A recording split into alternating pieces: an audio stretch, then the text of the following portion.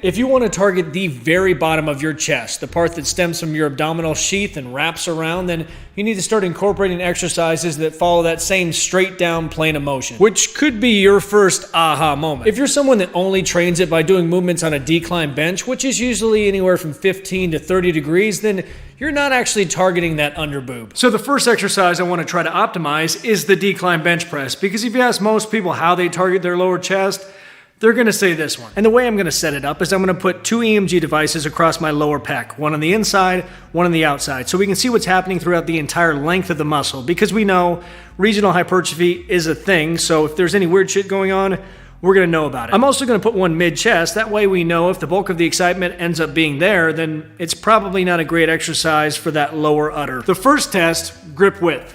Nice and close, a little wider than shoulder width, and then extremely wide. We have a winner. The close grip one was kind of what you'd expect. It got the most activation out of the inner part of your lower chest, but not great anywhere else.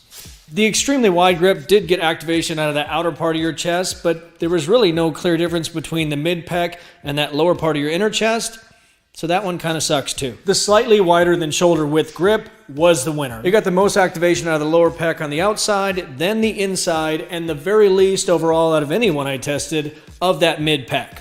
So anytime you do decline press, take a grip that's slightly wider than shoulder width. I'm gonna stop changing back and forth in between shirts. I just did that because I hate people that wear shirts like this. The other thing I wanted to test on here is to see what happens when we increase the angle. So when I really tilt my torso back and make it more of a steep decline. So let's take our newfound knowledge of the best grip and use that while we test whether laying flat on the bench or arching up is better. Arched was the winner. Got more activation in the places that we wanted and less in the places we didn't want. Next time you're in the gym, you go to decline press, hands slightly wider than shoulder width, and arch your back to increase the angle of that decline. And the reason I would say arch your back instead of just sticking a plate underneath the bench is because when you do that, you naturally pinch those shoulder blades together, which puts you in a better position to press.